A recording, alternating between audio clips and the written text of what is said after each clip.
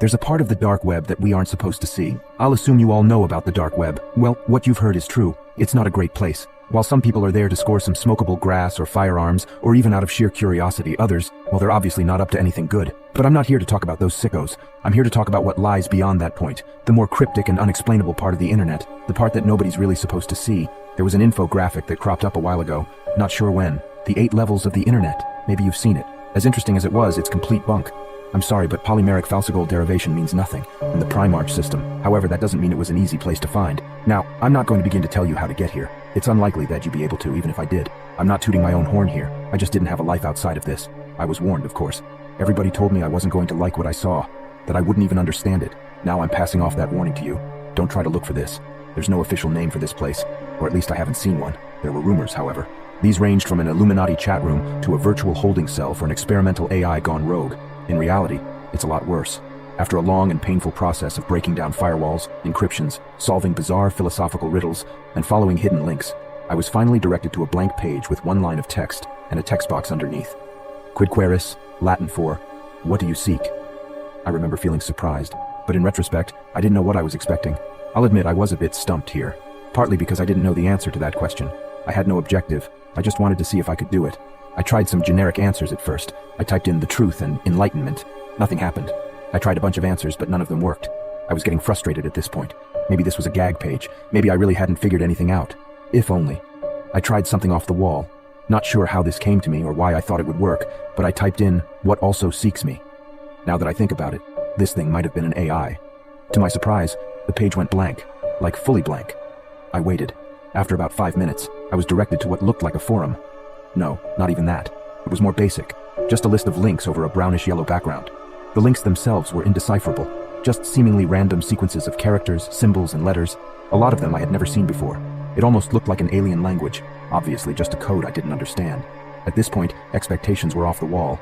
Each link was a shot in the dark. I clicked on the first one. It loaded up a live feed of what seemed to be the Paris catacombs. I watched for a while, but it was ultimately uneventful. I moved on to the next link. It was a shaky video in a dark setting, but I could make out men in tactical gear. They were in a house, opening doors and sweeping each room. Eventually, they kicked one down to reveal a creature. Tall and humanoid with scaly skin. It was gnawing on a dismembered arm. They tried shooting at it, but it escaped out the window. The video stopped there. Well, I was floored. What the hell was this? It looked too real to be unreleased film footage. I was officially intrigued. Maybe this was worth the months of headaches and bloodshot eyes after all. I couldn't stop now. I started working down the list of links. With each click, everything got more and more bizarre, more disturbing. I stumbled upon a document called The Paragon Project, detailing trials of human experimentation that would lead to superhuman levels of strength and durability. It was an apparent success. Looked official too. There were essays on space-time anomalies, glitches in reality, and apparent pictures of alternate dimensions. There were detailed explanations regarding Area 51, the Bermuda Triangle, assassinations, disappearances, and the true nature of the Holy Grail. One of the more upsetting ones was a document referring to a world-ending bomb, a nuke that's 720,000 times stronger than the one dropped on Hiroshima. I don't want to know why we would need that. I found contingency plans for different kinds of apocalypses: nuclear winter, biological weapons, viral outbreak. Some more peculiar ones were called the Marianas Trench Abnormality, the bluntly labeled Strange Man on the 15th Floor, and one simply referred to as Blackout. Recovered logs of skinwalker hunting expeditions, 911 transcripts from residents of a town in Texas that went missing in 1977, and even the journals that belonged to the people involved in the Dyatlov Pass incident. They didn't go insane because of the snow. I spent hours on there, looking through pages and pages of things I felt like I wasn't supposed to see. I came across a trailer to a silent film made back in 1910, one that apparently made people claw their eyes out after watching that nearly derailed the whole industry. There was a live stream of a hooded man sitting in front of a camera, head crouched down. He eventually lifted his head. Even though he had no mouth, a deep guttural hello came through my speakers. Somehow I knew it came from him. I didn't stick around for that. There were obscure sets of step-by-step guides that involved things like cutting off your own limbs and sewing on corpses, performing religious incantations in the middle of the Siberian forest, and going to coordinates that apparently housed captive fallen angels. It was unclear what any of these were supposed to achieve. There was also a 20-second-long clip titled The Futility of the Living. I didn't watch it. That's when I realized there was no way even the highest form of organized government had full control of this. One of the scariest things about this whole experience was that I didn't find an end to the list. No matter far I scrolled down. I think I had a meltdown and passed out eventually, because I woke up on my floor in the middle of the night. I looked at my computer screen to see looped helicopter footage of a massive crab-like creature tearing apart a coastal island. I clicked off of it. I just sat there for the longest time. I couldn't comprehend what I was seeing, and I don't think I really wanted to. Now I'm not really sure why I kept going. My brain was screaming for me to take my computer out to the lawn and smash it into pieces, but I didn't. I noticed something I hadn't before. A small message at the bottom left-hand corner of the screen. I don't know if it was always there or not. It was hard to read, so I had to squint. More Latin. Translated into, "Are you satisfied?" There were two options underneath it, yes and no. Now I knew the answer to this question. Hell no, I wasn't satisfied. I was horrified, scarred for life. But I should have clicked on yes. If I just clicked on yes, it would have taken me out of that godforsaken place, back to comfort and sanity.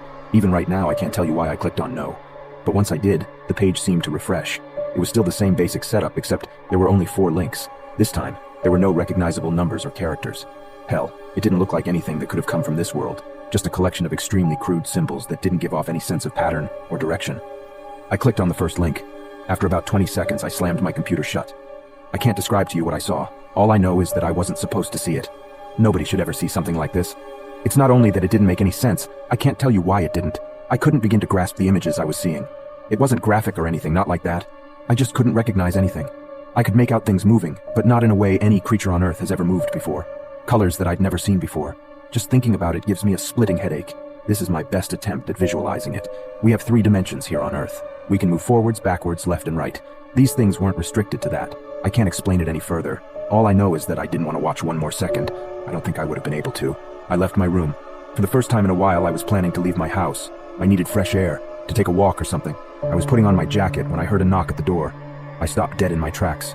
Obviously, I wasn't opening up. About a minute and 5 more sets of knocks came before somebody spoke up. "Open up. We know what you did, but we're not here to hurt you. We just want to talk."